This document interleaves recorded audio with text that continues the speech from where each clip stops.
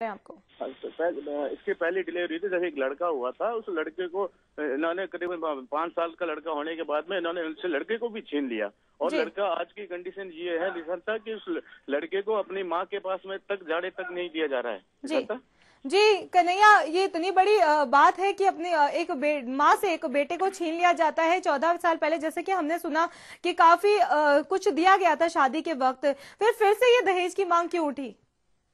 Nishant actual में इन लोगों के लालची बहुत लोग हैं, और लालची के हिसाब से इन्होंने अपने हिसाब से करीबन उस जमाने में 14 साल पहले करीबन 30 तोला सोना और करीबन 2 किलो चांदी तक दी गई थी, और अच्छे खासे सामान दिया गया था, लेकिन जी उनकी लालच नहीं बढ़ी। जी कन्हैया, हम जानना चाहेंगे जो लड़की वालों ने इतना कुछ दिया था, जाहिर सी बात है एक दहेज के रूप में दिया था, लेकिन क्या ये ससुराल पक्ष की मांग थी जो उन्होंने बेटी वालों ने दिया? बिल्कुल, ये ससुराल वालों की मांग थी कि उसके बाद, लेकिन उन्होंने उस समय तो दिया था, फिर धीरे धीरे उनका ये कहना था कि जब भी आप कोई आओ घर पे या कोई मिलने आओ तो इसके लिए कुछ लेके आओ। मतलब जी जब भी अगर भाई भी अगर उसके बाद जाना चाहे तो वो कम से कम कुछ लेके जाए। जी इनकी संभावना ये थी, इनकी सोच ये थी। जी जी कन्हैया, 14 साल पहले इतना कुछ दे दिया था तो जाहिर सी बात है लड़की वालों को क्या अंदेशा नहीं था कि इतने 14 साल पहले इतने बड़े स्तर पर दहेज दिया जा रहा है, इतना कुछ जा रहा है, सोना दिया जा रहा है, तो वाकई एक बहुत बड़े स्तर की बात है। तो क्या लड़की वालों को तब अंदेशा नहीं था कि आगे जाकर भी फिर मांगे उठ सकती है? संजय, ये जो हाँ, पहले तो ये किसी को ये नहीं पता होता है कि शादी से पहले तो ये नहीं पता होता कि भाई इतना देने के बाद में भी इन लोगों की ये डिमांड है बढ़ेगी। जी लेकिन ये धीरे धीरे उनकी इतना सोना देने के बावजूद उनकी लालच बढ़ेगी। इनके पास में तो काफी कुछ है, तो जी काफी कुछ हमें दे दिया जाएगा, लेकिन वक्त के अनुसार जरूरी नहीं कि हर समय हर व्यक्ति के पास में वैसा का वैसा जी समय रहे और जी हर समय बिल्कुल। उसी तरीके से देता रहे। जानता जी कन्हैया, ये जो दहेज का मामला है, सबसे पहले कब रिपोर्ट दर्ज कराई गई थी थाने में इसकी? इनकी रिपोर्ट में थाने में दर्ज नहीं करी, इनको इस्तिगासा कोर्ट के जरिए इनको इस्तिगासा पेश किया गया था, और कोर्ट के जरिए कोतवाली में मामला दर्ज किया गया है। कन्हैया, हम जानना चाहेंगे कि कोर्ट के द्वारा इस्तिगासा दायर किया गया था, तो अब तक इस पूरे मामले को लेकर क्या कार्रवाई हो पाई है? किसान तो यहाँ कोतवाली में पता किया था, जो उन्होंने काउंसलिंग के लिए इनको बुलाया गया है। इनके पति को, सास को और देवर को इनको सूचना दी गई है, और उनके काउंसलिंग होगी एक बार। उनका कहना है कि पहले एक बार हम लोग समझाइश करेंगे, अगर समझाइश में अगर ये होता है तो ठीक है, नहीं तो फिर उसके बाद में आगे की कार्रवाई करेंगे। जी शुक्रिया कन्हैया लाल जी, तमाम जानकारी हमें देने के लिए। तो ये थे बाड़मेर से संवाददाता कन्हैया लाल।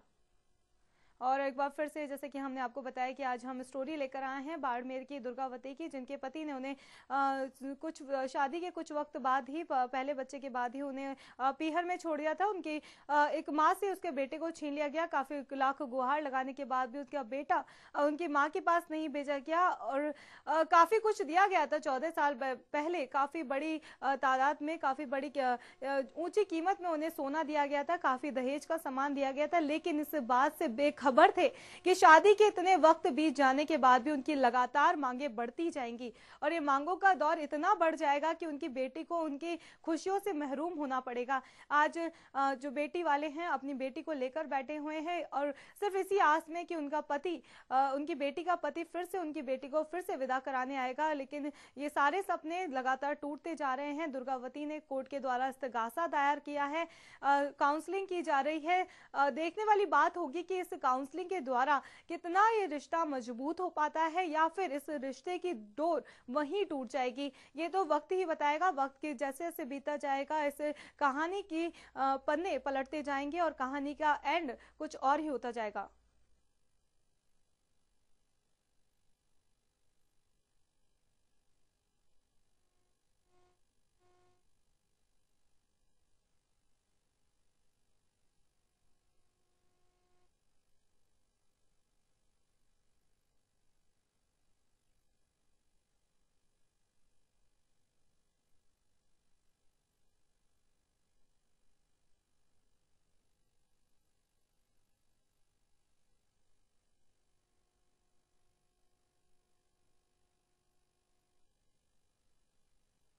विशेष में फिलहाल वक्त एक और ब्रेक का, बने रहिए हमारे साथ।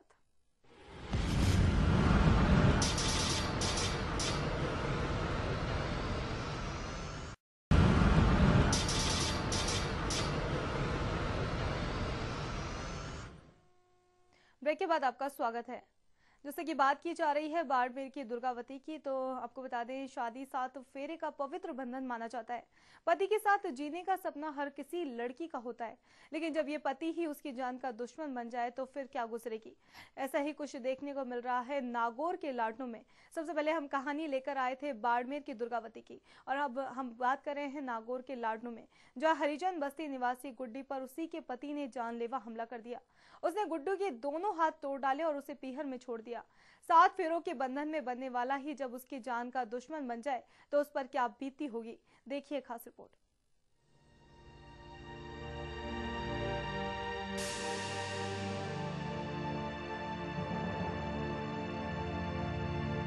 हरिजन बस्ती की गुड्डी की शादी लगभग 5 साल पहले उसके माँ बाप ने धूमधाम से कर दी थी और कन्या ऋण से मुक्त हो गए। लेकिन शादी के थोड़े दिन बाद ही गुड्डी के शराबी पति ने गुड्डी के साथ मारपीट करना शुरू कर दिया। वहीं गुड्डी से अपने घर से दहेज लाने के लिए मारपीट करने लगा, लेकिन गुड्डी के गरीब माँ बाप के पास और दहेज देने के लिए कुछ नहीं था और इसी के चलते गुड्डी पर ससुराल वालों की ज्यादतियां बढ़ती गईं। लेकिन गुड्डी अपने ऊपर हो रहे अत्याचार को सहती गई, लेकिन शराबी पति ने हद पार करते हुए शराब के नशे में लोहे की राड से जानलेवा हमला कर दिया, जिसमें गुड्डी को गंभीर चोटें आईं और उसके दोनों हाथ भी टूट गए। ऐसे में पति ने सारी हदें पार करते हुए उसे गंभीर हालत में छोड़ दिया।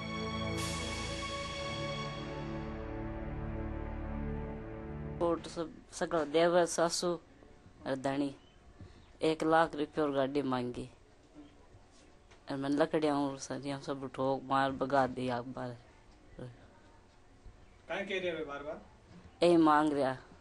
शादी बाद में ही हो रही, मान 2-3 बार रास्ता हो गया, 2-3 बार समझा भी आया, सब समझे कौन भी।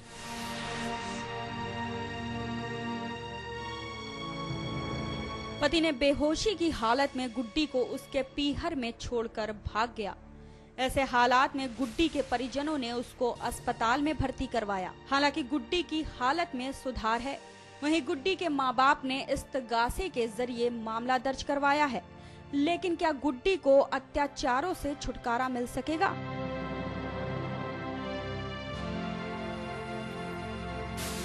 विदेश के बारे में मांग करी, ऐसा मारपीट करी, लाठियों मार मुरा दोनों हाथ पक भेज कर ढाबरा से तबका किया।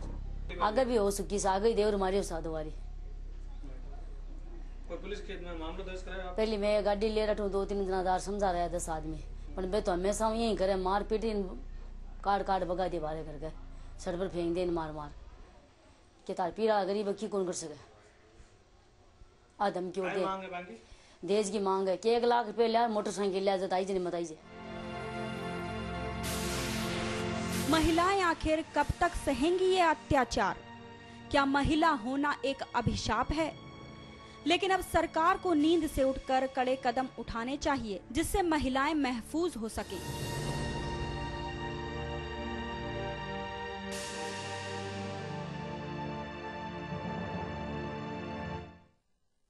एचबीसी विशेष में फिलहाल इतना ही। आप देखते रहिए एचबीसी न्यूज। नमस्कार।